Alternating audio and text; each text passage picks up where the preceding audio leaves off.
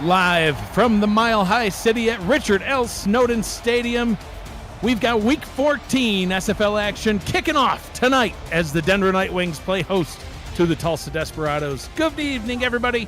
I am Mike Daggs, and with me in the booth is Gerald Smith with us on stats tonight, Tristan Hatley, and Jack Brown. You are watching the Simulation Football League, presented by APM Music, Season 22, the final week of the regular season. Gerald, how are you doing tonight, sir? Doing really good. On the eve, I'm going to call this eve week to the playoffs. All these teams vying to get in, and here, guess what we have tonight? We actually have one vying to get in. We sure do. The other former champion says, if I'm not in, you're not in. That's right. We're going to see how Denver's going to handle Tulsa tonight, or is Tulsa going to handle Denver?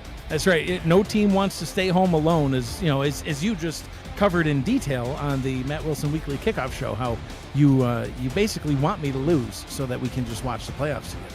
Friends don't leave friends behind. Well, that's the way it works. Friends don't pick against friends' teams, is what I think. But hey, unless it's for their selfish gain, and I did just that. Got a great game here tonight. I'm looking forward to this one. If Tulsa gets the win, they're at 6-5 right now.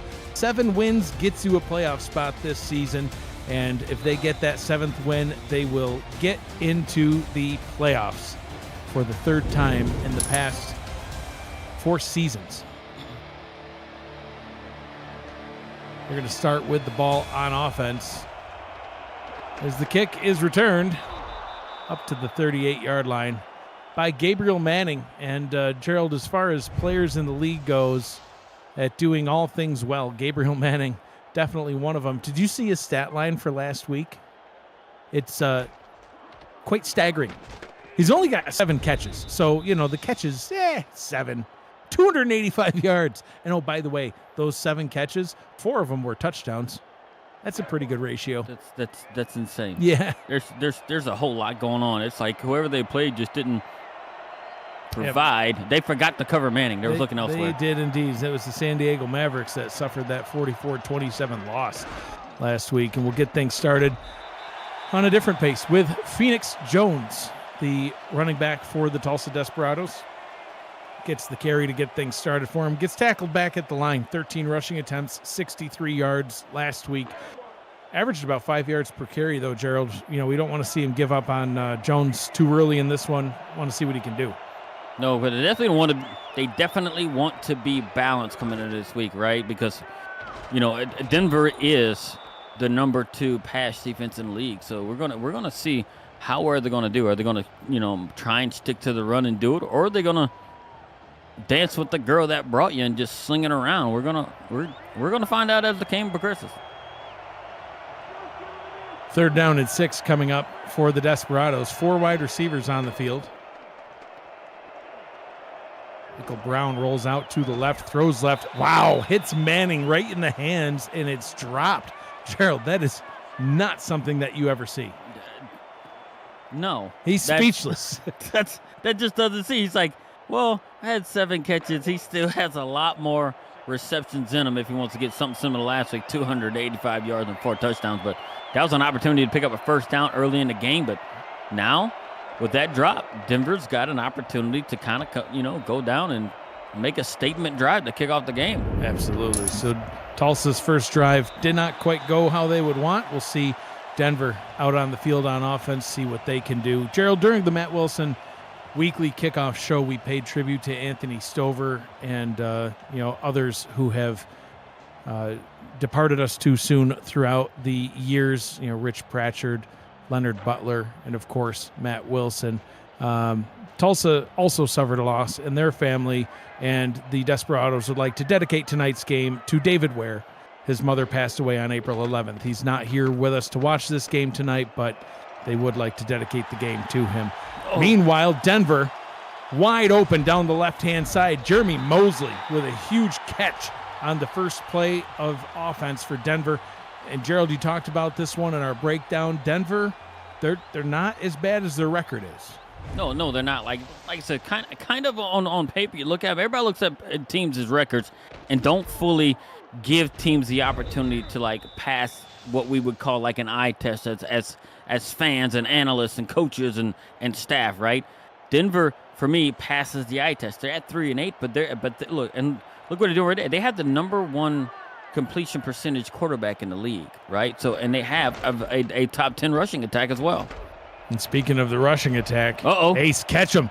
He's going down the left side as well. One man to beat. can't catch him. Breaks the tackle. Touchdown, Nightwings. What a run for Ace Ketchum. You talking about Ace Ketchum, and guess what he did? He broke 3 tackles. They just couldn't catch him. Nobody could catch him. Talk about catch him. You couldn't tackle him. Here he is. He actually gets it in right here. Gerald, that's his first career rushing touchdown, and what a way to do it with style, the rookie. Getting into the end zone in the final game of Week 14 and scores the opening touchdown for the Denver Nightwings. And the number 1 overall pick in last season's draft in Ace Ketchum. Congratulations to him. That first TD took 14 weeks, but he got it. Congratulations, young fella. 2 plays, 72 yards, 43 seconds. Denver at 3-8. They're on the board first. If you are new to the Simulation Football League, we'd like to welcome you to the league. The SFL is football for everyone. You can get off the sideline and start your player today by joining our Discord server at simulationfl.net. Just click that Join the Community button and you can begin your career or even just meet the stars of the SFL, both on and off the field. It's never too late to get involved. And Gabriel Manning says, yeah, I'm going to get involved. Breaks like 6 tackles in the Desperados back up to the 35-yard line. Gerald, their first drive was a quick one, a very brief 3-and-out, and looking to get something else going here. Yeah, and he's trying to make a statement, right? He's trying to tie it up right here on the kick. He broke like 3 or 4 tackles there, and it took somewhat of the whole entire Denver special teams unit to bring him down, but it's got him in good field position starting at 35. Let's roll through the starting offense for the Desperados. Michael Brown is the quarterback. We've seen Phoenix Jones and Deion James as the halfbacks. Lars Bazar is the fullback. Sanzo Robinson, Alexander West, Jay Viper, and of course Gabriel Manning are the wide receivers. Phoenix Jones takes a catch, gets Tulsa their first down of the ball game. Tight ends on the squad, DJ Bandit and Marquise Sengo. And at guard, Phoebe Collins. That is the starting offense for the Desperados. Nice catch and run there by Jones. Yeah, Phoenix Jones kind of coming through right there, and that's the type of contributions they've actually gotten for him, you know, as the season's been going on, right? Catching his balls out the backfield and being able to do a lot more in the run game as it's been going on. So if they can kind of pull together and kind of be a little more balanced, I think they can do some good. Brown throws deep down the middle. That one into traffic. His second target intended for Gabriel Manning on the night. And Gerald, they've both been incomplete. And it looked like the entire secondary was covering Gabriel Manning there. It's like they knew exactly where Michael Brown was going to try and go. And it falls incomplete. So many men around him. He had like 3 or 4 Denver defenders around him on that play. 2nd down and 10. Phoenix Jones lined up in the slot, gets moved down to the bottom on this 4 wide receiver and a tight end set. Brown over the middle again to Manning, and again incomplete. 2 drops. Yeah. 3 targets, 2 drops for Gabriel Manning. We can't say we've seen that ever. Yeah, in the history of life itself. In the history of Gabriel Manning, like it just doesn't quite. I won't say it doesn't quite happen. It just hasn't. I don't think it's ever happened. Who tracks those stats? I don't. Not this guy. I don't know. You know what though? I bet she turns it around. Brown rolls out to the right, goes back across his body to the left, and almost intercepted as that one went into the hands of Lucas DeVore, the free safety. Falls down to the turf, but that's going to bring this drive to a close. And Tulsa's going to have to punt this one away. Yeah, and it was, and if I'm not mistaken, it might. I don't think it was to Gabriel Manning, but man, they haven't completed a pass yet, except for the swing route to Jones. The swing to Jones, and Denver came to play today. Oh, they sure did. I mean, there's no denying that. Gene Struthers. Well, he's got 100% completion percentage, Gerald. Why? Because, he's thrown 1 pass and it was caught. Them's the stats I can track, sir. They've only ran 2 plays. That's it. They've run the 2 plays. One was a 44-yard pass to Jeremy Mosley, and then a 27-yard career-first touchdown rush for H. Ketchum. Gene Struthers last week, 12 of 16, 175 yards, no touchdowns, 2 picks. Ketchum had 15 rushes for 49 yards. And, of course, as mentioned, got his first touchdown tonight. Gene Struthers is the quarterback. Ace Ketchum and Bailey O'Shaughnessy, who just carried that last ball, are the halfbacks. R.E. Mills is the fullback. At wide receiver, Dalton Barker, Logan Keel, Jeremy Mosley, and Dylan Lewis. Tight ends are Keith Wheeler and Chris Alther. Smokey Bar is the left tackle. Split backs now in the backfield on second down. Ball is handed off to O'Shaughnessy. Breaks through some tackles, gets free to the right side, gets the first down. No, they'll spot him short. Third down and inches. Wow, that's a bad spot right there, but it just shows you what Bailey O'Shaughnessy can do coming out of the backfield. He just ran right in between the tackles. And if you look at his size, at 5'10", he isn't what you would see like what your typical running backs are throughout the SFL, but he packs some strength. He isn't middle schooler type level like a Pseudo Nakai or nothing, but Bailey O'Shaughnessy he's been an extremely quality back since he's entered the league. Ketchum in motion. Ketchum in motion up to the top. No challenge on that spot. And, that's why, because R.E. Mills goes and gains a bunch, hundreds of inches possibly, as he gets the first down carry and keeps the drive alive for the Nightwings. Yeah, one of my favorite nicknames, our great friend Matt Wilson gave R.E. Mills. He called him the General Mills. General Mills. That's just because he was a dork. But here he is. The General goes ahead and picks up the first down. He got more than a couple inches. He got a whole chunk of yardage. Chunks indeed. O'Shaughnessy with a 3-yard rush.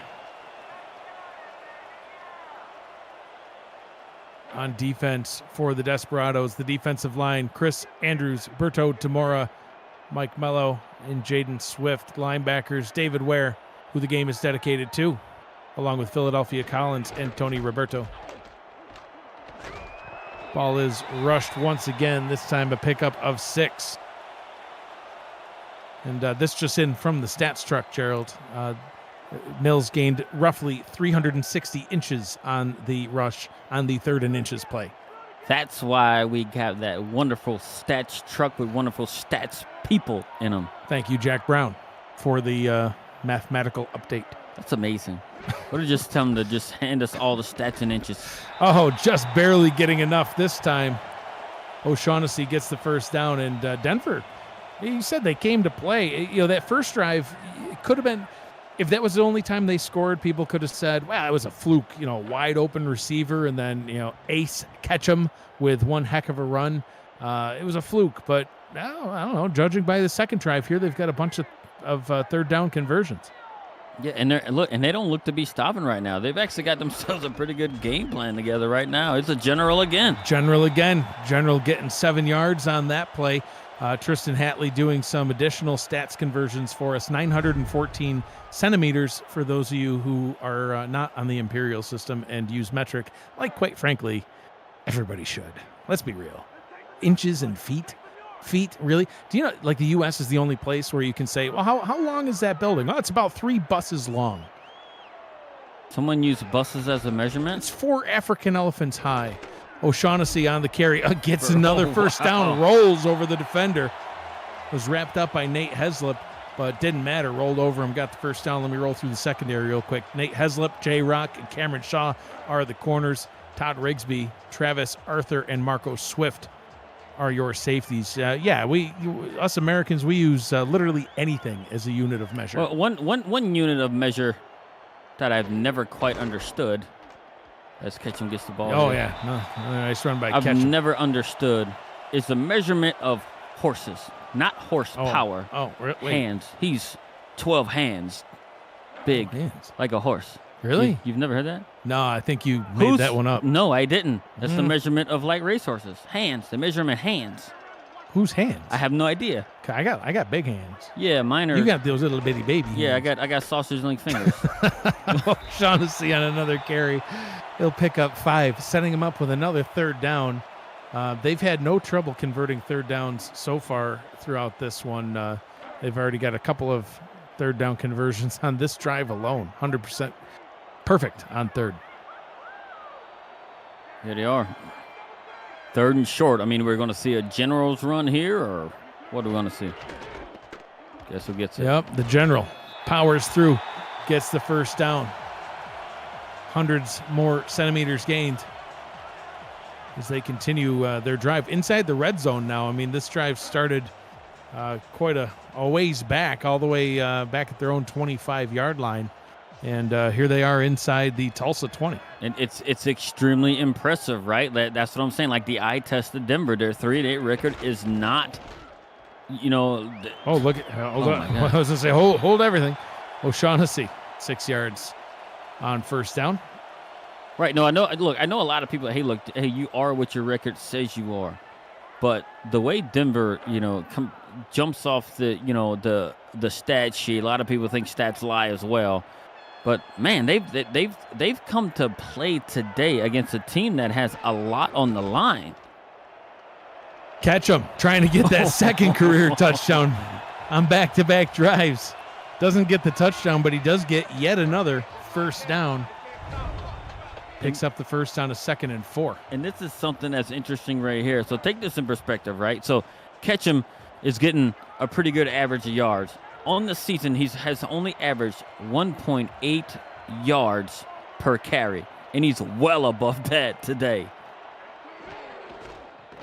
First and goal from the 5. O'Shaughnessy gets the pitch, gets wrapped up and brought down. Philadelphia Collins has seen quite enough of this drive so far and just pummels O'Shaughnessy into the turf. Gains about half a yard, though, 2nd and goal. And it's going to be extremely interesting to see like what they do with these next 2 downs if they reach the 3rd down right here. But it does look like they might have Ketchum back there. Yep. Ketchum gets the handoff. Gets wrapped up at the line again. 3rd down and goal coming up. We'll see where they spot the ball. I think he may have gotten a little bit on that one. But another 3rd down, and Gerald on this drive, 3 of 3 on 3rd down. It feels like they've had even more than that, but I know they've gotten some first downs off of 2nd and yards to gain. And I actually like my chances with the number 1 completion quarterback right here on 3rd down. Struthers, end zone, touchdown, Nightwings. They take a 2-score lead here in the first quarter. Both passes going to Jeremy Mosley for the 2 completions that Gene Struthers has so far. And look at that beautiful blimp. Beautiful blimp indeed. Touchdown as Jeremy Mosley looks up and sees touchdown that he just caught on the blimp. Team leading receiver in receptions, puts his team up 2 scores now. And that is what? They're 4 for 4 on 3rd downs today against a Tulsa team that, believe it or not, that can also put up a ton of points via Gabriel Manning. They've only had, maybe 8 total plays that they've actually had on offense right now? It hasn't been very many. Looking back at the drive summaries, Tulsa went 3 and out on their opening possession. They did get a first down, if you remember, to the swing route on their 2nd possession. It was a 13-yard swing pass to Phoenix Jones, but then that was it. That drive stalled out. Gabriel Manning, what did we say, 2-3 drops already? It was 2 drops, 3 targets.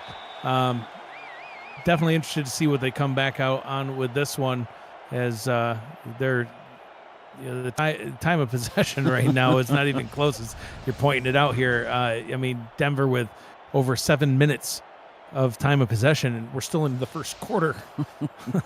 And Tulsa hadn't even had the ball for 2 minutes yet. Last drive by Denver, very, very well put together drive. This is a 16-play drive, dude. With 6.5 minutes of game clock taken off. Ridiculous. Yeah, Tulsa's got to get things figured out here. Playoffs are on the line. Win and you're in. Lose and you get mixed into the batch of 6-6 teams where nobody wants to be. Michael Brown to throw. Dumps that one down, and it's going to be picked off.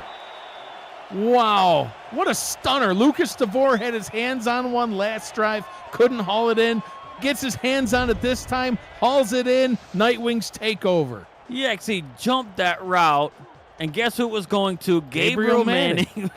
They're forcing it to Gabriel Manning, and here it is, DeVore coming in, picking the ball off, and they are already within field goal range right now. Oh, they're not going for field goals. If Denver scores 21 points in the first quarter against, oh man, this unbelievable. Is very.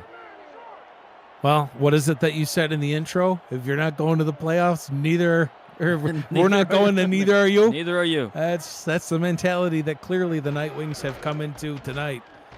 As O'Shaughnessy breaks a tackle up on his 3-yard gain.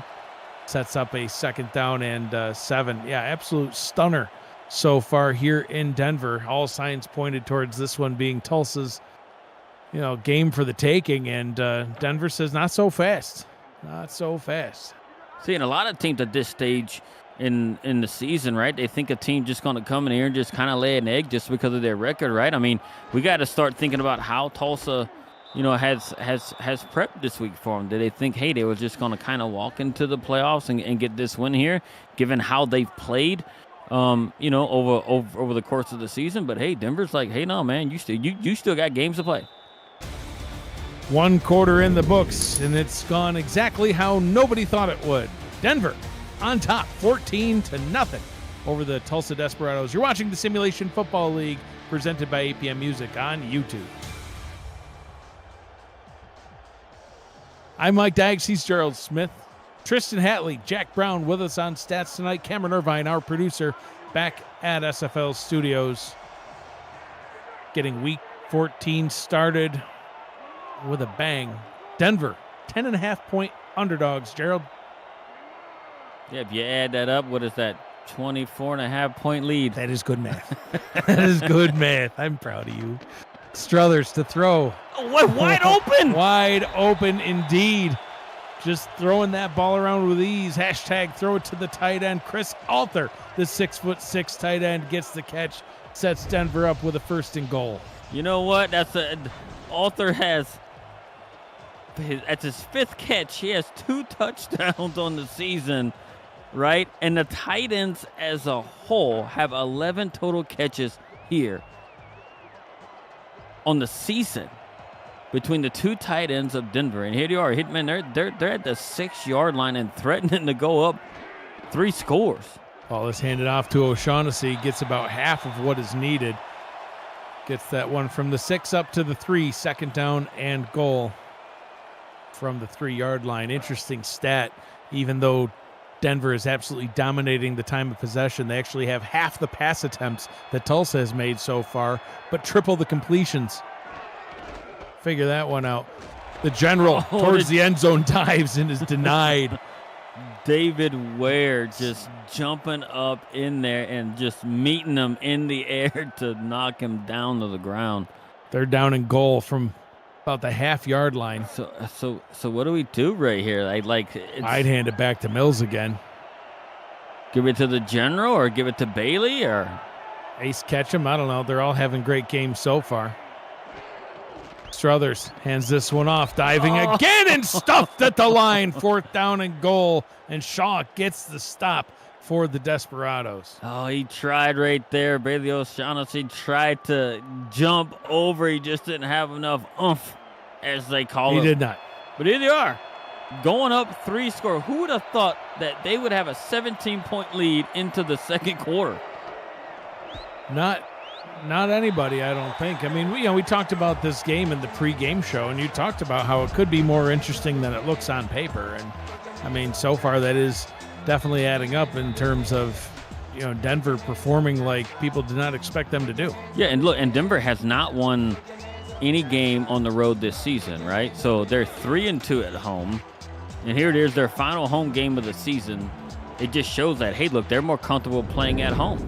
And this is not a team that is just a scrub in Tulsa either, man. This is a quality opponent with a high-powered passing attack that, up to this point, they've pretty much shut down. Only completion that they've had has been out of the backfield to the running back. Yeah. 4 targets, all to Gabriel Manning. No catches. Crazy. And Michael Brown is 1 for 6 with only a 13-yard reception to the running back out of the backfield. Yeah, and to pick. Looking at the SFL Discord server at the Who You Got channel, the picks for this game, 77-17 in favor of Tulsa. Denver currently up 17-0. Tulsa back in possession of the ball. Brown will hand this one off to Phoenix Jones. He'll pick up a couple of yards. But that's it. 2nd down and 8. Well, they're going to have to respond in some way, shape, or form right here. I think. Do you think if they just feed Manning the ball and get him a catch that they're going to start hitting, getting some momentum? Or they could throw more picks. Finally, a completion to a receiver, but not one named Manning. Sanzo Robinson getting involved, getting the first completion for Brown outside of Phoenix Jones. Robinson with 18 catches throughout the season, 308 yards and a touchdown adds on to his stat line there. Yeah, and that's the former running back of these Tulsa Desperados turned wide receiver. Running game struggling to get going as that one was handed off to Deion James. He goes absolutely nowhere. 2nd down and 9.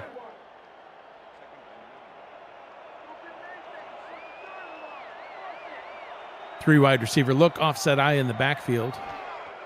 4 down lineman for Denver. Brown throws over the middle and once again tries to target Gabriel Manning, but Denver's got it figured out so far. Gerald, they have been blanketing Gabriel Manning like a swaddle blanket around a baby. I mean, they just, there's no room. Yeah, and it's like they know where they're gonna go because Xavier Rowe looks like Rue to me. That's how I'll spell Rue. Xavier Rowe comes in there with a blanket coverage on Gabriel Manning. He's got tall task, but man, he's been up to the task so far. Brown to throw. Oh wow! He's gonna try to scramble away. Can't do it. Loses 3 yards on the sack. Joseph Sabolka, the 6'5", 300-pound defensive tackle, coming over from Queen City at the start of the season. Has been with the Nightwings all season long, making plays like that. And that is Sabolka's first sack. We're going to register that sack. His first sack on the season. But you know what this is? This game, the 3rd punt. Yeah. By Itachi Yuki. Wow. I think it's the 3rd punt. But they had a turnover. Might have been 2, 3. I can't count. Nope. Math is hard. Use them sausage-like fingers that you got. They're just sausage links. Oh. Be like some hots, man. Like some of them parenting hots. It's the 3rd punt. And now I want a hot dog. Why, though? I don't know, because I'm absolutely stuffed from dinner. But what can you do? Denver had that good Indian food. It was delicious. Absolutely. So Bailey O'Shaughnessy picks up where he left off, gains 9 on that first carry. And, if the teams had no logos, no colors on the jerseys, and you just had to pick which team do you think is the one that's 6-5 and which one do you think is 3-8, and you looked at the scoreboard, you would not be picking this offense to be the one that's currently up 17-0. Yeah, without a doubt. Like they've, like I said, man, everybody gets tied up into those numbers at the records, man. But it's a look, and you know what it is too. Look at the general. Yeah. The SFL week 14. It's been various weeks across of all the seasons that we had, whether it be week 12, week 13, or whatever. The last week of the season, this season is week 14, never ceases to amaze me. Why? Because they have all kinds of shenanigans happen, undefeated teams losing, unexpected teams winning, and here we are seeing it once again right here today. A team that probably nobody gave them a chance. Here they are midway through the second quarter. They have a 3-score lead and have the ball. Right. And you saw the stats there. I mean, Denver stats, I can't even do the math. Quadruple. It's more than quadruple. What's the word for after quadruple? You got double, triple, quadruple. Hex. I don't know. They got a lot more yards. They got a lot more everything than Tulsa so far. Quintuple, according to Tristan Hatley. I don't know if that's right though. Quintuple. Yeah, that sounds like more than 5 times. 5. Is it just 5 times? Is it? I don't know. It's confirmed. Yeah, those are some smart young men. Listen, I just trust the stats truck blindly. I think those are college grads. Could be, not us. This guy didn't complete college. No, there's a flag on the play, though. Nor did he attend. Right. Why don't we get back to the flag, though? A little pass interference going on. Keeping this drive alive is got Nate Heslip called for the pass interference. You'll see it again right here. I mean, bumped in the way it looked like by Dylan Lewis of Denver. But I ran into the receiver nonetheless. Yeah, I also think Denver baited him into it. He was out on an island, had to cover 2 guys, and they just happened to pull that right crossing route right at the right time, and he bumped into him and impeded his route and got the call they needed to reset the downs. My fingers smell like curry. Struthers to throw into double coverage. He was trying to get that one back out to Jeremy Mosley. Mosley had that big catch on the opening drive. Gerald's broken. He's just gone. 2 catches for 50 yards and a touchdown for Mosley so far. Pull your stuff together, man. That was so random. Well, man. I know. I had an itch, and all I could smell was curry. But that's got nothing to do with anything. Ball is handed off to O'Shaughnessy. He's having a great night, O'Shaughnessy. 15 rushing attempts. That's now his 16th rushing attempt, over 50 yards on the day. Average-wise, he's only averaging a little over 3 yards per carry. You see his updated stat line right there. 15 attempts, 54 yards, 3.6 yards per carry. Thanks, graphic. 3rd down and 4 coming up for the Nightwings as they continue to bleed the clock and dominate the time of possession. Yeah, and here's another key 3rd down for them to keep the drive alive, to kind of maybe go up. If they they got stopped here. Yeah, but bottled up at the line was Ketchum. No gain on the play. David Ware getting the tackle. Would we have said, right, if we look back in the stats here for this season, like has Tulsa gotten handled this way in the first half of any game this season? I mean, I know they have a season low of 10 points against Houston early in the season in a loss, but right, this is something that we haven't seen, from them since week 7. Yeah, I mean, a couple of their losses were only 1 score. They did get somewhat throttled by Seattle back in week 4, a 44-17 loss. But to your point, here through the first half, no, I mean, to be shut out in the first half and have a team dominate the time of possession like they're doing and just really control the pace of the game. Not what we've seen out of Tulsa so far. And hit as he throws, and that one is incomplete. He was forcing that one there, Gerald. Look, and this is the thing, right? And we talked about it, right, in the Matt Wilson, kind of kickoff show, right? We talked about how good the Denver pass defense is, and it's actually showing right here, right? Does the number 2 pass defense beat the number 1 pass offense? Right. So far, through almost 2 quarters, it's actually holding true. That Denver's defense is better than the passing offense of Tulsa at this moment. That's a resounding yes. Brown to throw, quick pass over the middle, finally finds his favorite target in Gabriel Manning, who breaks some tackles and gains a whole bunch.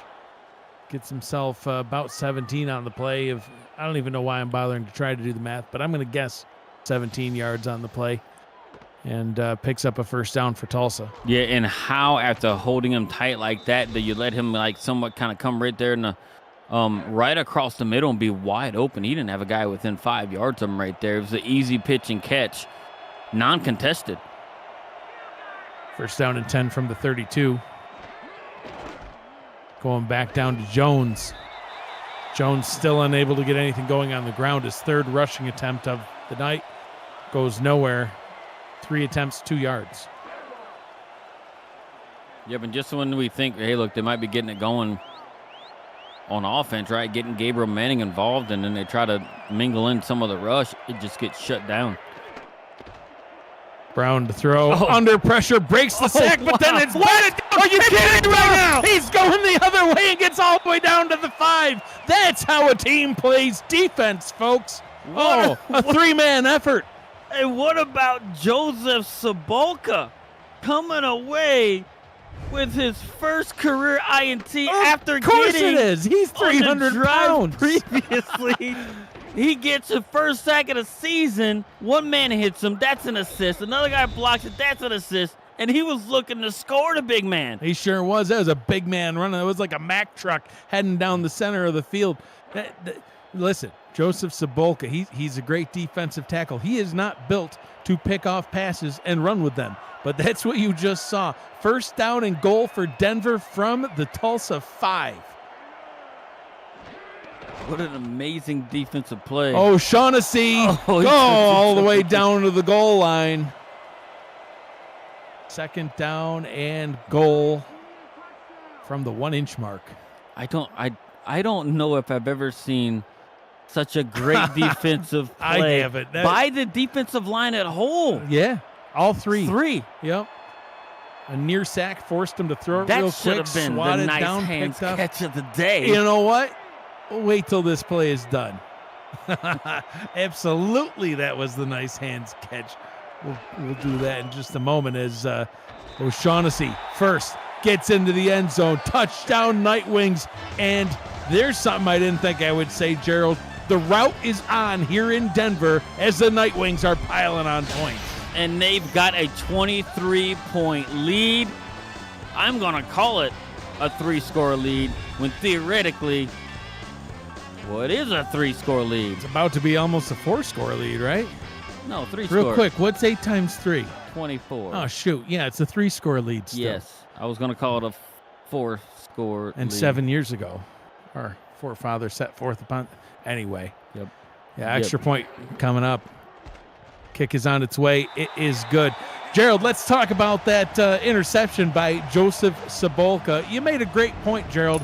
That was the nice hands catch. Brought to you by Retroid. Put a Retroid handheld in your hands and play the only video game with your player in it, SFL 4K 23. I bet you could play SFL 4K 23 15,000 times and never see another defensive line play like that one. That's why you gotta love the SFL, man. It's I don't think that was an amazing thing.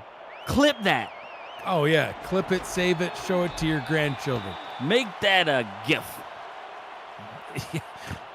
Yeah, I'm shocked. That was crazy. And then Denver capitalizes off of it. I mean, granted, they only had 5 yards to go. 3. Yeah, I mean, 24-0, and we're almost at the 2-minute warning. That is crazy talk. One Gabe Manning catch. Michael Brown trying to get things going deep over the middle and finds his target, a huge completion, getting that one to DJ Bandit, who almost broke that last tackle, and he'd be running into the end zone. We could have been saying something else, right? Hey, look, they're coming out with a bang. But hey, don't we know too that Tulsa can score quick? Oh yeah, they are not out of it. Nobody thought the score would be what it is, but they're not out of it. No, listen, all. Anybody that watched the game last week against Alamo City knows that, against San Diego, knows that Tulsa can score quick. 2 minutes to go here in the first half. All Denver so far. Tulsa on the move. You're watching the Simulation Football League presented by APM Music on YouTube. Michael Brown with 4 touchdown passes last week, all of which went to Gabriel Manning. Only 1 catch for Manning so far. Brown to throw. Gets that one over the middle, but it is incomplete. Once again, trying to hit Manning for the 15th time tonight, it feels like. It's not really. Well, it seems like it because most of the catches are going. He's getting most of the looks, and only when he has had a guy on his hip, he has not caught a pass. Brown swings this one back down to Phoenix Jones. Worked earlier, why not make it work again? Another 13-yard pickup for Jones on the swing route. Yeah, and they're not looking at Jones coming out of the backfield to be able to kill him, right? What they're doing is keeping an eye on Gabe Manning. And what are they doing? They're playing a deeper zone and leaving the, running backs come out the backfield. So, hey, is this something that they can actually start doing a little bit more frequently to open up the passing game downfield and create more of a open areas for Gabe Manning to run, right? When your linebackers or your safeties got to watch the running backs coming out the backfield to kind of keep an eye on the flats. Maybe that's something they can do going forward. Offset I formation from the 22. Deion James takes the carry. Goes nowhere. Both teams with all 3 timeouts. Minute 20 to go here in the first half with the clock rolling. Second down and 10. It looks like it's kind of a passing type formation right here. Brown gets that one over the middle. That one is caught, falling down to the ground after making the catch. Jay Viper, a 3rd down and 2 after an 8-yard pickup, and Tulsa will burn their first timeout. I really do think they have a lot of time here. I don't think that they have to even worry about even passing the ball here. This is a bit strange to me, right? They could have. Their playbook is open right here. 3rd and 2 to kind of potentially get a touchdown. Brown throws, quick pass to Gabriel Manning, gets the first down, tackled at the 2. Second timeout called by Tulsa. That quick pass, I thought he was going to get Manning and get him right in the end zone. Well, a little bit short. I actually thought Xavier Rowe was going to come there and kind of pick it off. He jumped the route but just missed it. But Gabe Manning was right there to snatch it up. Yep. First down and goal from the 1. I formation for Tulsa, desperately hoping to get some points on the board before the half. Denver will get the ball to start the second half. Brown to throw. Wow. Quick pass. That one's nearly picked off. Oh, my goodness. Jeff Malinishin, your guy, nearly got a pick. I'm not trying to sound biased, Yes, but having a Louisiana boy like Jeff Malinishin come through and pick that off and go for a pick 6, I might have got down from the booth and give him a kiss. Well, that's disgusting. Second down and goal. You stay on your side of the booth, sir. Brown, quick pass down to the bottom. Caught. Can he get in? He does. He got Touchdown. DJ Bandit catches the pass, turns upfield, gets into the end zone, and that has been removed from the Tulsa scoreline. Touchdown Desperados. And they needed it right there. Very good route run. They could have had a little bit of a better ball thrown, but either way it goes, he caught it and actually got himself in the end zone on somewhat of a dive. Here they are. This is how it starts, right? This is part of their comeback right here. Marco Swift in the chat says left for a minute and came back with a facepalm emoji. You can't leave. I said it at 7 o'clock. I said settle in. You're here for the whole night. Do people not listen? You got to stick around. There's action taking place. It's week 14. It's action. week 14. And look, his team. He's the playoffs. Hopes are on the line, Marco. Did you go get some chicken curry? If he went and get Wickles or something like that, I can understand. Yeah, Wickles. Sure, Wickles, pickles, those are good. Hey, listen, I appreciate everybody who's with us here in the chat. Bridge City Bird, a.k.a.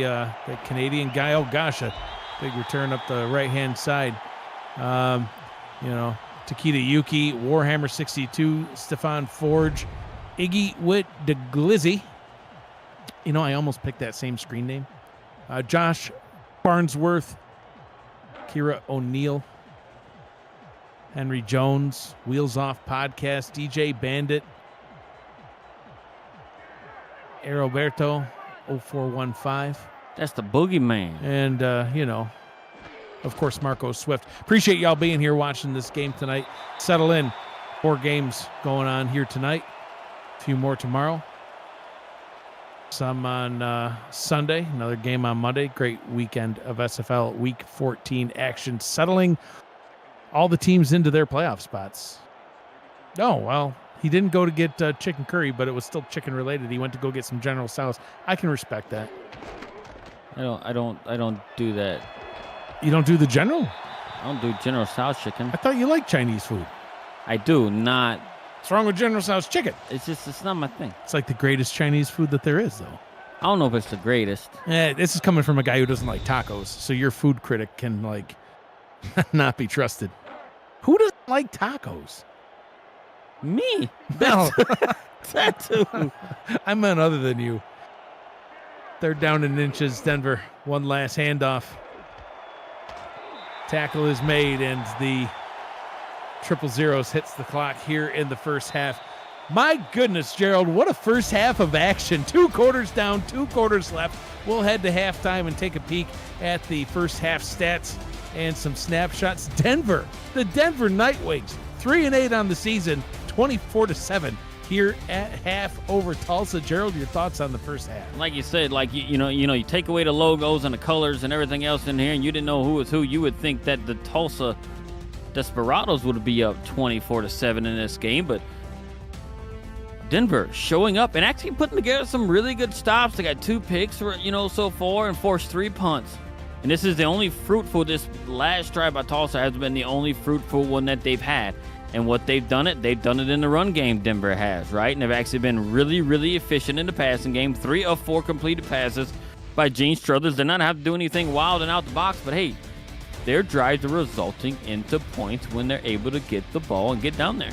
Bailey O'Shaughnessy gets the nod for the halftime player of the game, but I don't know. I mean, I don't even know if you can assign the halftime player of the game to any one player on Denver. It's been a total team effort so far. Gene Struthers only had to complete 3 passes out of his 4 attempts. O'Shaughnessy's run it a whole bunch. Ace catch him with his first career rushing touchdown, and that defensive line play. 3 defensive linemen getting in on the action. One with the near sack, one with the swat down, and the other one with the pick, and a nice rumble afterwards. My player of the half is Joseph Sabolka. Yes, sir. Got the sack, got the pick, and a boy. That's just wild. Look at this return. Denver picking right up where they left off in the first half as Dylan Lewis gets Denver up to their own 37-yard line. So crazy first half of action. I'm Mike Dykes. He's Gerald Smith, Tristan Hatley, Jack Brown, Cameron Irvine, all helping to get this production underway. The SFL alongside Jack's data will be breaking down where the playoff race stands after Saturday's games on the Season 22 Scenario Show. That's what I was trying to think of during our show. What do they call it? The Playoff Scenario Show. Anyway, right here on SFL YouTube, 3 games will remain, 8 scenarios remain. What seeds, opponents, situations where your team find themselves in. Who should you cheer for down the stretch? The Aztecs.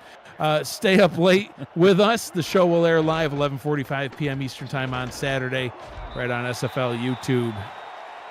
Bailey O'Shaughnessy, you saw the stats at the half, over 60 yards on the ground, picks up another 6 to get the third quarter started. Second down and 4 as we see his updated stat line right there. And you know who hasn't been as impactful as we've seen, because we've done a couple of Tulsa games this season, is Tony Roberto. I call him the Boogeyman. He hasn't been, he's been held in check, right? And as we say that, look like the Boogeyman made an appearance. He made an appearance. Sack. It's catch him, no that game. Tackle right there. So, but look, it's guys like that they're going to have to come through and actually make an impact on this defense to try and slow down this Denver offense. And not a whole lot of people can say it, slow down the Denver offense, but that's exactly what they got to do. Split backs in the backfield now on third down. Struthers hit and fumbles. Can Tulsa get it? They do. They dive on the ball, get up, and keep on running a little bit.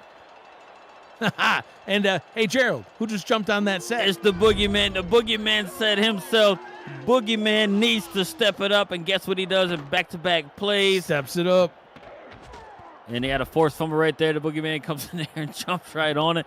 This is what Tulsa needed to get themselves back in the game. They sure did. They are right on the edge of field goal territory and in prime position to reduce this lead. Yeah.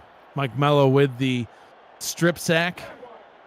Boogeyman getting the recovery. And Denver's defense now back on the field. a little sooner than they thought they would be. 4 wide receiver set for the Desperados. Brown rolls out left, throws left, gets the completion, connects that one up with Jay Viper. Still haven't rolled through the Denver defense yet. Gerald Cumbus, Hugo Reynosa, Brenda Puff, and Joseph Sabolka on the defensive line, although they've already made quite an impact without even having to be introduced in a lineup. Luis Quintana, Stuart Gotts, and Stefan Forge are the linebackers. Xavier Rowe, the third, Nick Kindler, Andre Tucker, Luke Schreiner, Lucas DeVore, and Jeff Melanishin are the secondaries. We see the last 10 pass attempts by Michael Brown. Of course, second to last pass being that touchdown that got them some points on the board to DJ Bandit, the tight end. First down and 10 from the 12. Brown to throw. Manning gets it, fumbles it, and it is picked up by Denver. And the Nightwings recover it. And Stefan Forge gets injured on the play. Man, a ton of things just went down. Was that Stefan Forge who recovered it and then got injured on the play at the same time? Because that was it's a fumble. It's almost a... Oh, yeah. Stefan Forge caught it. It didn't even touch the ground. And wow, what a turn of events. Yeah, another momentum shift. Just when you think things are starting to go Tulsa's way, they get turned around, and no review on the play. We saw a replay. It looked like there was a few steps by Manning. Ball was punched out and definitely recovered. So now Denver takes over at their own 4. Bailey O'Shaughnessy gets helicoptered after a 1-yard pickup. Philadelphia Collins with the hit. Yeah, and on that previous play right there, like even though he may not have possession, the ball never touched the ground, which is good. So that's why you don't even have to worry about seeing any kind of review on that previous turnover right there. But what a way to start for Tulsa right here after having that ball turned over and only, keeping them from getting past the 5 so far. Oh, David Ware. David Ware wrapping up the general.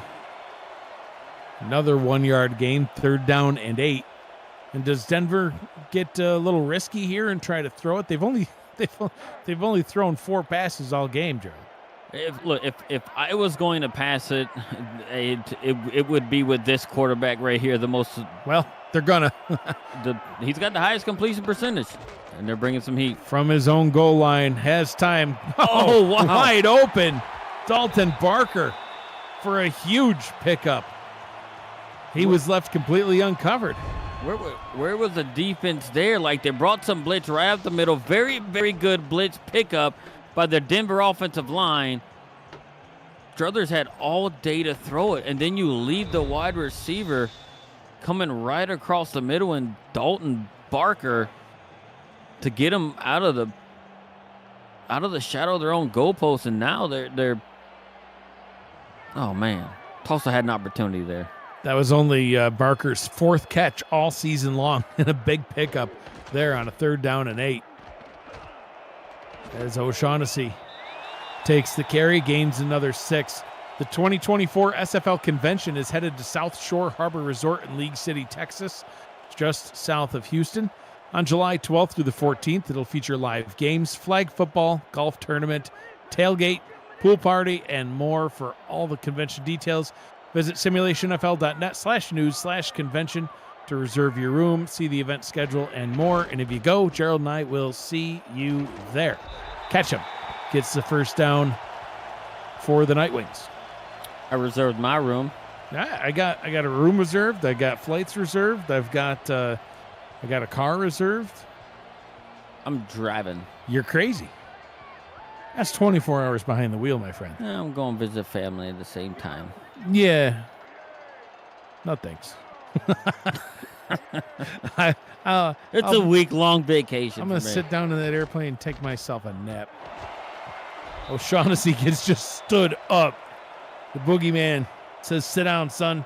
2nd down and 8. Yeah, and he's finally starting to figure out. Look, it seems like the Tulsa defense is finally starting to pick up on what Denver's putting down, with their offensive scheme. So they're playing a little bit better, than what they have in the first half.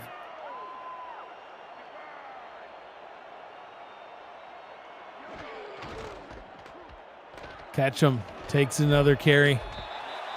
Wrapped up by Collins, but not before a gain of 5. 3rd down and 3.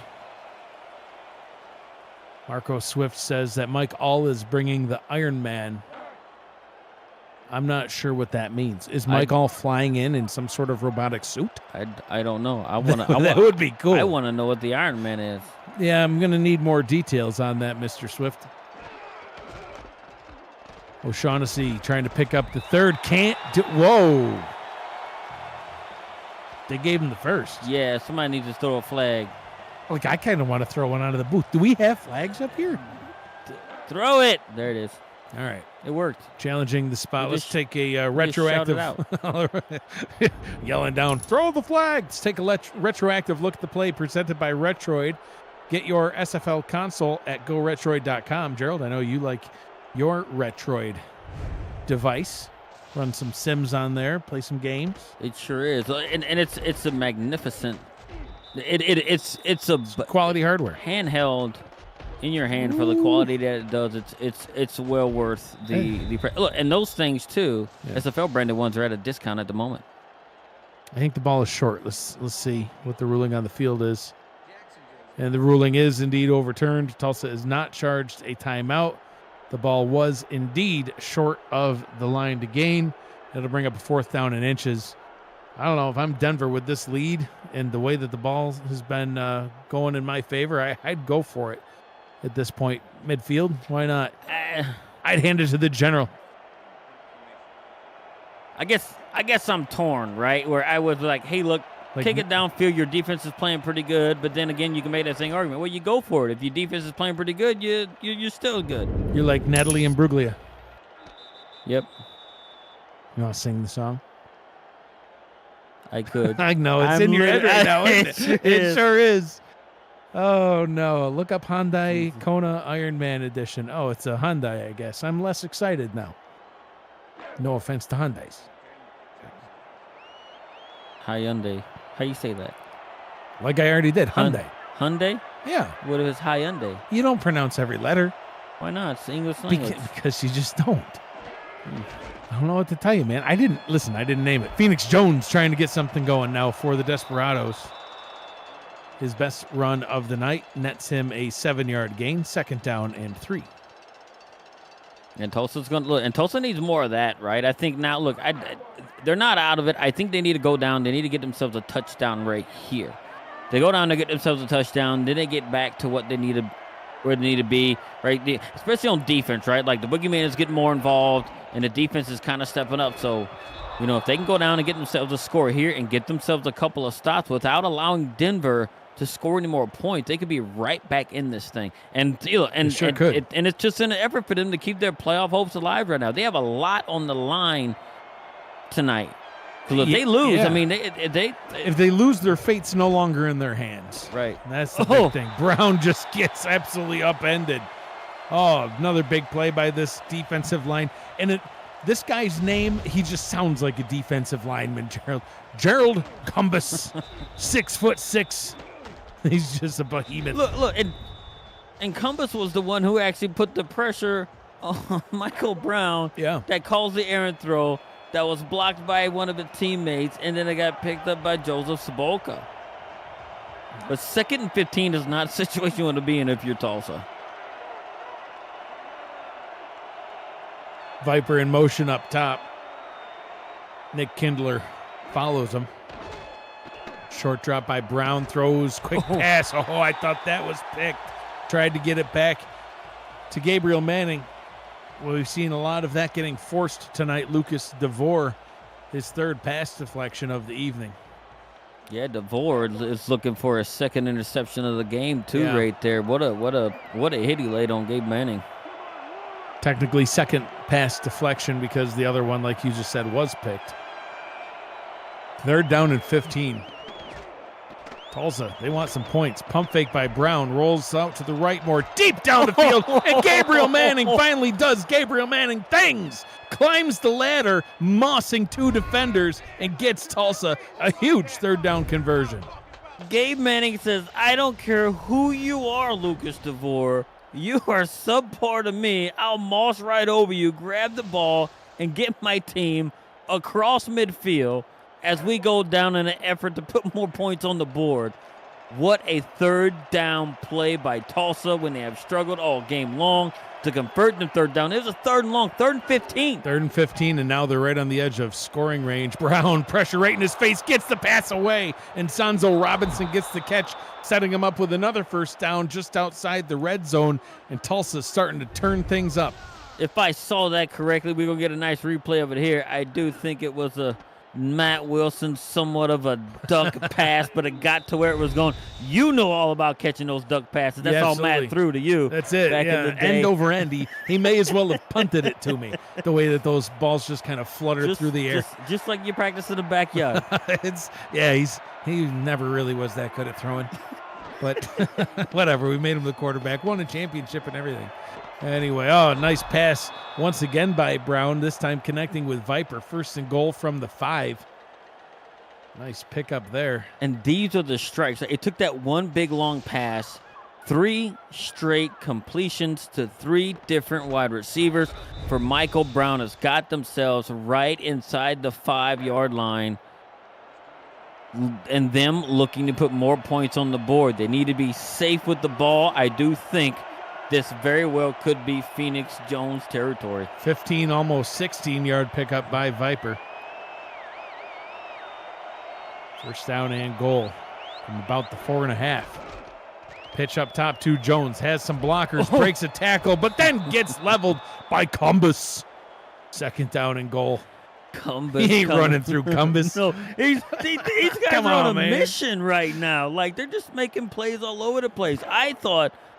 I really think Phoenix Jones was a no-brainer after he broke that first tackle, with Cumbus coming off the line and running down Phoenix Jones. 6 on the line for the Nightwings. Pitch up top, this time to Deion James, and he just waltzes into the end zone, spikes the ball, touchdown Tulsa. And don't look now, Gerald, but Tulsa's back in this one.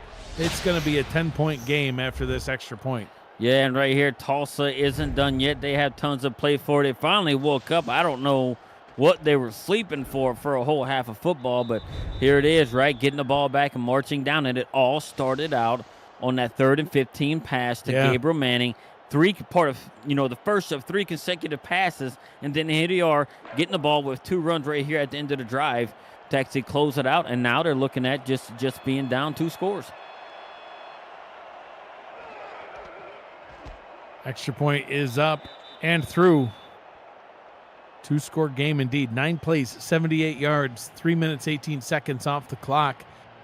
And Tulsa has scored 14 unanswered points. And now all eyes back on Denver. They started off just absolutely red hot, Gerald. They had a 2-play, 71-yard drive to get things started. A 27-yard touchdown rush by rookie Ace Ketchum, getting his first career rushing touchdown. Then turned around on their next drive. And they said, hey, that first drive was too short. 2 plays? You know what we should do? 16 plays, 70 yards. And they got another touchdown. Got the ball back after a turnover and were able to capitalize off of it. Got an 18-yard field goal try. Tulsa would later throw another interception, which would set up a 5-yard drive. First down. That was the big one. That was big man running. Joseph Sabulka pick. Listen, that was just a cool freaking play. I think even people on Tulsa were like, wow, all right, respect, big fella. Like, darn it, but respect. But since that time, they have not yet scored here in the second half. Haven't really done much with the ball. In fact, fumbled it away and then had to punt. Bailey O'Shaughnessy picks up 7 on his first carry. And, I think they should stick to the script, Gerald. They've still only thrown 5 passes all game long. They've probably rushed it. Let me do some quick math. 42 times, counting Bailey O'Shaughnessy's 25, plus the rushes from Ketchum and Mills. I think stick to the ground, stick to burning that clock. It's working. Yeah, and that's exactly what's working, right? And you can see on that play right there, Roberto had to come from the opposite side into the field to help make that tackle. So it looks like they're struggling on the left side of that defense. Ketchum gets the first down easily. Sets Denver up with another first down as the final moments of the third quarter are ticking away. Yeah, and they're going to have to just it's just some of these chunk yardage that they're getting right here. I mean, if they're going to force turnovers, I mean they need to, kind of do it, but I mean they got to recognize that a lot of this stuff that Denver's getting is on the ground. So they're going to have to kind of step up their rush defense, a lot more going into this fourth quarter, because that's where a lot of teams who have leads, especially Denver, right, having the rush attack that they do, they're going to look to grind out a lot of clock. And if they can grind out clock and move the ball and get points, Tulsa's going to be in serious trouble in the fourth quarter. Final seconds of the third quarter. Pass down the middle, and it's caught for a first down. He's been making big catches all game long. Jeremy Mosley with another catch and first down conversion for the Nightwings. What a big catch on the second and long right there. There's a contested one right there. One-handed, getting hit, and he's brought to the ground. And now we're going to see how both teams are going to see what they're made of in the fourth quarter. 3 quarters down, 10 minutes remains. You're watching the Simulation Football League presented by APM Music.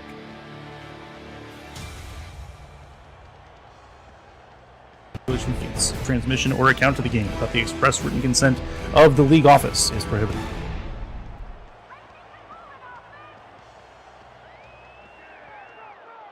He talks fast. Welcome back for the start of the fourth quarter. O'Shaughnessy picks up 5. I'm Mike Dykes, Gerald Smith. Tristan Hatley, Jack Brown with us on stats tonight. Cameron Irvine, our producer, back at SFL Studios. Takeda Yuki in the chat, putting down his 12, 86, 68, and now 93, as the league mourns the loss of Anthony Stover, better known as Billy Ray Valentine. Oh, catch him! The outside linebacker for the Atlanta Swarm, who passed away last weekend. Ace Ketchum getting another first down. Rookie's been running hard tonight. Yep, and I say catch him, not in terms of you need to catch him if anybody's mistaken, but Ace Ketchum. Look at these yards. He's getting close to his season total in just this game.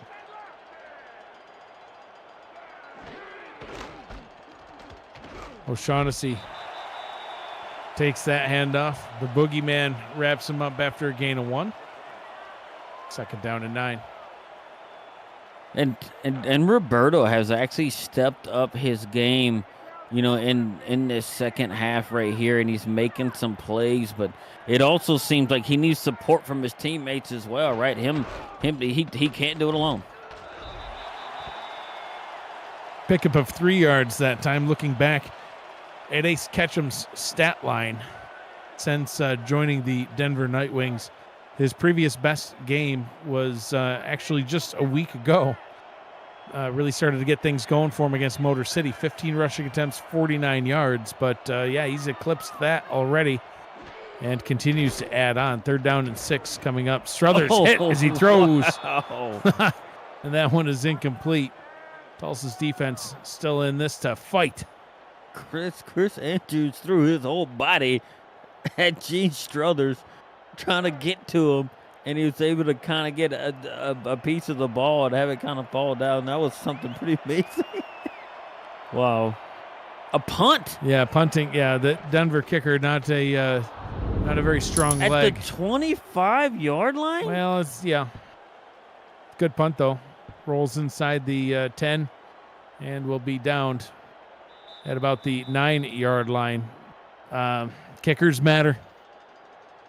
I'm thinking, what'd the Boogeyman do on the field the previous play to convince him to punt the ball from the 25? Threats. Is the wind? But the wind's got to be blowing that hard in their face.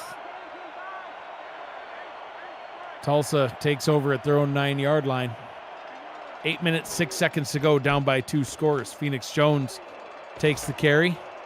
He'll gain 2 on the play. The wild card round of season 22 kicks off another SFL postseason with double headers on Saturday and Sunday, April 20th and 21st, 1 week from tomorrow night, starting at 6:30 p.m. Eastern Time. Don't miss a minute of any SFL action. The playoffs will be right here on SFL YouTube. Who will make an impact when it matters the most? We'll find out in the playoffs or right here tonight. Who do you think it is? Gerald Cumbus with the sack. He's just killing it so far today. Between my Cumbus God. and Sabolka, this defensive line has come to play. Yeah, dude, they're just I don't know what's going on because I mean I can they see want to what's end the going season on. with style, man. But they're just doing it out. I mean, what a way to play this Week 14 game up to this point in the fourth quarter, like you're playing it like it's a championship game, and Darn they're right. doing that. Well, it basically is for him, right? This is it. This is the last game of the season. Phoenix Jones on the delayed draw on 3rd down and 12, and it almost seems like Tulsa just surrendered on that play. I'm confused Yeah, because that was an opportunity for you to do something with Gabe Manning, and right. you just We close saw- your eyes and chuck it. We saw him convert a 3rd and 15 on their last drive that ended up being a touchdown play. Well, Wow. a touchdown drive, I should say. This punt drops down at the 42, and Denver's going to get their best start. Well, no, their second best starting field position of the night. They once started at the Tulsa 5. This time starting at the Tulsa 37-yard line. And this gives Denver, a huge opportunity to once again make this a 3-score ball game. Yeah, and this is it, and it was off of that punt right here. Look, Gene, the coach is like, you know what, Gene, we're going for it. It's 6 minutes, 48 seconds left. Let's go. Delayed handoff for the Nightwings now. That one going to the general himself, R.E. Mills. No gain on the play, but it will get the clock rolling, and it continues to roll. And David Ware was not fooled by that delayed handoff. He figured he knew what was coming the whole time. Struthers, a rare throw. Gets that one complete to Logan Keel. Wow. A veteran like Logan Keel getting his first catch almost midway through the fourth quarter. It just shows you how well they've been doing on the ground. QB's only, listen, we can't even put up the graphic that shows his last 10 passes. He hasn't made 10 passes yet. He's only thrown 8. He's thrown it 8 times. 3rd down and 2. Hey, he's going to hand it off to O'Shaughnessy. Gets bottled up, tries to break some tackles, rolls, and actually loses a yard on the play.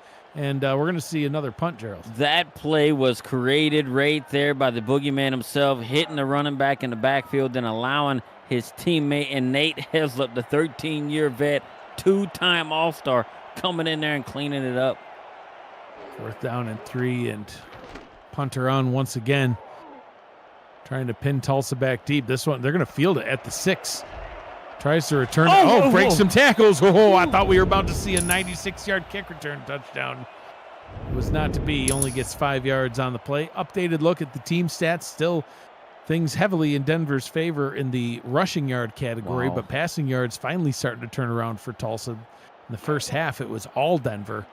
But Tulsa, now that it's time, like you're out of it. 5.5 to go. You're down 2 scores. You got to score here. Yeah, and I don't think running the ball is going to do him any favors. We're going to see as Phoenix Jones runs it in for a touchdown. Watch. Picks up 9. 2nd down and 1.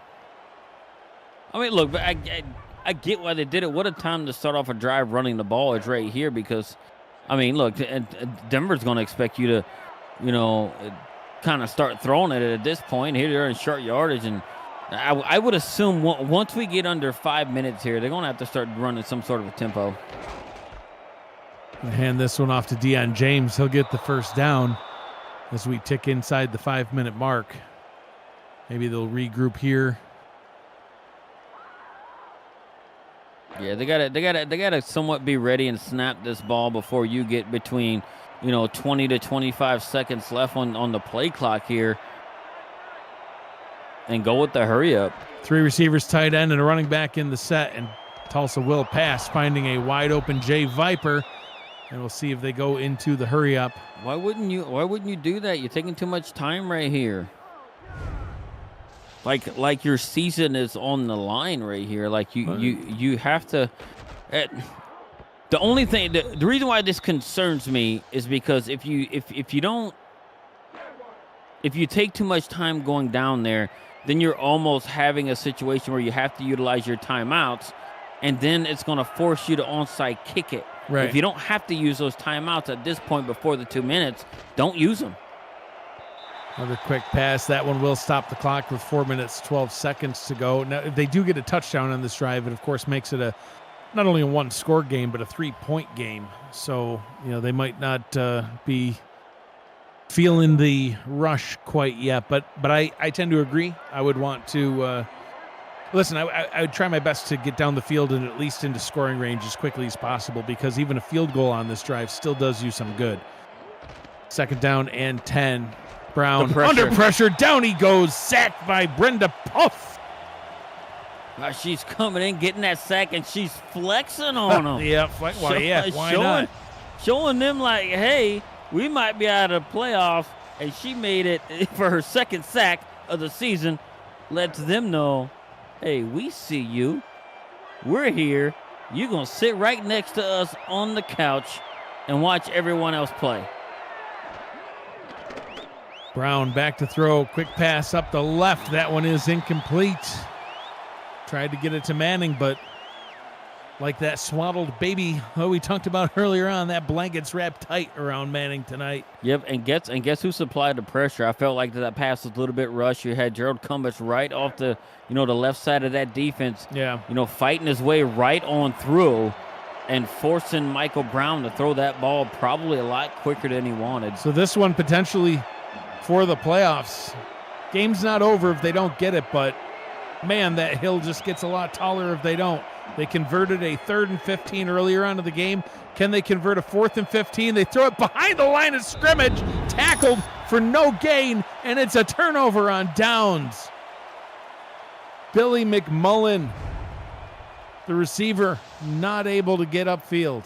Like, he didn't even get hit. In my opinion, Michael Brown did not give his receivers a chance to find themselves open, and maybe he saw in the corner of his eye Gerald Cumbus coming right off of the edge, and almost having a free run to him. He still had about a second or two to find somebody else, but he dumped it off too early. In these moments, you have to give yourself a chance, and with that particular pass there, they didn't give themselves a chance. It's to your point. This Denver defensive line has, we used to assign a player of the game at the end of the game, and if we still did that at this point, I'd give the player of the game to the whole Denver defensive line. Just they've wrecked this game for Tulsa. Yeah, 100%. The whole defensive front as a whole, they have 4 sacks and an interception. And a pick, and a pass deflection. Nearly everybody on the defensive front touched that ball on that interception by Joseph Sobolka. Yep. It was, absolutely incredible. And then to your point, Michael Brown is having to make a split-second decision. Do I check it down to the only person I see open, or do I take a sack? It's a turnover on downs. If I take the sack, I may as well at least try to get it out to somebody. So, threw it down to McMullen and obviously couldn't make anything of it. I think the only thing I would have done different if I was Brown, I would have just heaved it down the field and said, Manning's down there somewhere. And there's so much that can happen. Gabriel Manning's down there who mosses everybody in the league, no matter who you are. And then 2, you have the potential for some sort of interference call. Right. Yep. You at least got to try to get it downfield. You can never take a check down like that on a 4th and 15 unless the entire defense was just playing in the end zone for some reason. 3rd down and 7 now for the Nightwings from the 32 and a half. We'll hand it off to O'Shaughnessy. Denver content to punt. They're nursing this 2-score lead. Tulsa's got all 3 timeouts. The clock will stop here with a 2-minute warning, and then Denver will punt it away. Now, if I'm Tulsa, right, obviously Denver's going to punt here, right, because they just don't have the leg, and they're trying to and they're kicking into the wind. So I would actually, not utilize my timeouts and go down there and actually put it in a situation to where I want to do our hurry up and get down there, save our timeouts in the off chance that we need them for an onside kick, because that they're actually doing this right here, Denver. Right. They don't have the kicking stretch, plus they're kicking into the wind. So even with an onside kick, if you score any kind of a point with timeouts, you can get the ball back. Bailey O'Shaughnessy passing the 100-yard mark on the day, and that kick downed. Where'd they spot that? I think they're going to spot it at the 1. I know he ran to the. Oh, They sure do. That was down at the 1. Wow. Well, you know, we've questioned these punts that were potentially within field goal range, but it's paid off every single time. Tulsa, only 99 yards to go. He ran into the end zone. I don't know. I don't know. Now, he had possession out of the end zone, so they gave it to him. Quick pass over the middle. Jeff Melanishin! Jeff Melanishin's going to ice this one. First down and goal for the Nightwings from the Tulsa 9. And it's not over, but man, oh man, the coffin has many a nail in it. It's just waiting for the last one. Yeah, and here it is, Melanishin coming through right there with an interception for his squad that could potentially seal it with his 3rd interception of the season. The only thing that Tulsa can hope for now is a turnover. They can't afford to just burn all their timeouts here. They got to punch this ball free. You know Denver's going to be running this. Yeah, and the run game with Denver has been excellent up to this point. And they're in field goal range. They started a drive from the 5. This one they're starting from the 9. O'Shaughnessy, 102 yards on the night. Tulsa will burn their first time out here in the second half. Yeah, and they got to get themselves in a situation where and they have to call these timeouts, but I think their only hope here is if they give up points, because they're very likely going to give up some points, maybe not a touchdown, but a field goal. Yeah. Is to hope for a kickoff return. Yeah, Manning's done that many a time in his career. Pitch up to O'Shaughnessy. Bailey. Breaking tackles. Oh. Timeout will be called. 1 remaining. And 3rd down coming up. 3rd and goal. Yeah, and they're going to be third and goal, and they're going to be inside the 5 right here. So sure are. I mean, what do? You give it to the general? You give it to it might be Ketchum back there. Who knows? Is he going to get his second touchdown if they got him back there? Or let's see. I'd throw it to the tight end, but what do I know? I would throw it at all. I would roll those dice and get that win. Bailey O'Shaughnessy fights for the end zone. Touchdown, Denver, and the Nightwings will get the win here in front of their home crowd to close out their season. Yeah, we can all but kind of zip this one up, as Denver seemingly has put Tulsa in a very bad spot at 6-6 as soon as this game goes final. Yeah. Wow, Tulsa, Denver came to play today, and Tulsa just, to your point that you made much earlier on, I think it was all the way back in the first quarter, did Tulsa come in here with a false sense of security looking at Denver's record and say, hey, you know what, we might be able to just cruise into the end, or, into the playoffs here? You know, you never want to take any team for granted, and I'm not sure that they necessarily did, but Denver certainly came out here to play spoiler, and boy, oh boy, were they successful. Yeah, and they did it. Look, and Denver knows how it is. I mean, they've got 2 championships under their belt under owner and coach Jeremy Vega, right? So they know what it is to take it to a team and actually win a championship. They sure do. So they're no stranger to that stuff there, and here they are, right? Just dashing Tulsa's hopes down the drain. Denver back in season 13,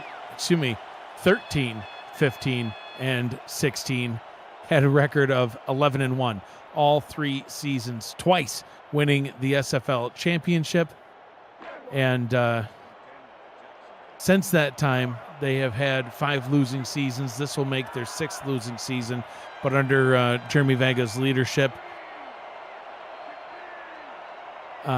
they've certainly put it together here late, and could be an interesting team to watch next season. Yeah, I think that the Denver team is one of these younger teams in there, right? And they pulled in vets from all over, like the league, right? They brought in Joseph Sabolka from Queen City.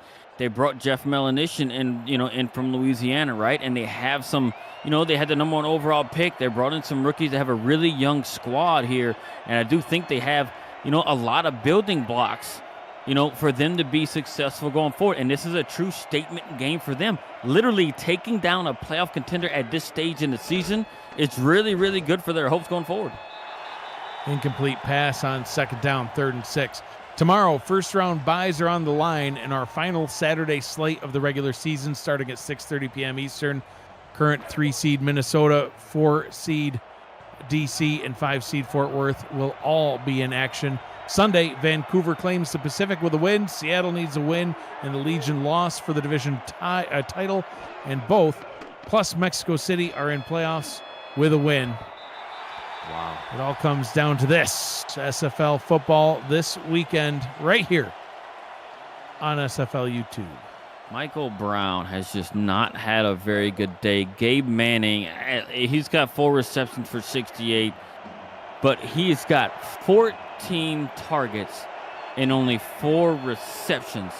Gabe Manning. Insane. It's a credit to this Denver secondary for having him struggle, and there's another one. Add one more on and another turnover on downs. That'll do it for this one. A few kneel downs, and Denver will go and get their 4th win. Meanwhile, over in the Bayou, Gerald, the Louisiana Revolution down only 1 touchdown early in the 4th quarter. Houston 21, Louisiana 13. So we wait to see how that one finishes up. I'm about to go run to the nearest television and take a gander at it. Take a look-see. Take a look-see. So final kneel downs underway to wrap this one up. What an impressive showing by the Denver Nightwings. And, just you can't help but think back about, like what could have been if they had, figured out these pieces earlier on in the season. Yeah, and I think, look, and they've figured a lot out, right, as they going on, and just like most teams have over the course of the season, right? Getting your players in, especially young players. It's really tough for a team with young players, and we do know that Denver had a coaching change mid-season too. So maybe like the previous coach maybe lost the locker room and everything like that, and just couldn't put the right pieces in the right place. And now that it seemed like, toward the second half of the season, they were able to kind of do that, right, to keep up and actually improve the run game like they have. Well, I mean, they've had a good run game mostly all season, but actually improving the pass defense, for themselves. So, look, 3-8, they're going to 4-8, right, closing out season 22 on a really high note by potentially killing the playoff hopes of another team in the league. I would take that, especially with my team at this point missing the playoffs and trying to ruin somebody else's chance too as well. Hey, I'll take it every time. Misery loves company. That's the motto of Gerald Smith tonight. Sure is. If you're not going, if we're not going, neither are you. Final score in this one, 31-14. Denver gets the win. And Gerald, I think you've already given your final thoughts on this one. But if you have any final notes. Well, I'd like to just, congratulate all the players on both teams for having such a great season. I know, look, there always got to be winners and losers, right? But in the whole grand scheme of things, and given how our show went with all the people that we've lost, just see, over all the seasons of SFL that we've tragically lost, just keep in mind, hey, look, we're all winners here. We're all family, no matter if you're on, a division rivals team or not, right? We're all here to have fun and enjoy ourselves and just take this for what it is, because guess what? There's always next season for everybody, whether it be on this team or another team. Everybody in this league is loved, and their company is welcome and enjoyed, and that's from the top. I'm sure the commissioner would agree, to just like you with your team and my team as well. We're all one big family, so everybody, like you said, Ray, just always just choose happy and love one another. Absolutely. And it's been another great season of calling games with you. I can't think of anything I'd rather be doing each Friday, or every time we've called a game, sitting side by side doing our show. It's been a great season. This has been a presentation of the Simulation Football League presented by APM Music. For Gerald Smith, Tristan Hatley, Jack Brown, Cameron Irvine, and Matt Wilson, who's always with me in spirit, I'm Mike Daggs. Thank you for joining us. Be kind to one another. Always choose happy. Have a great night.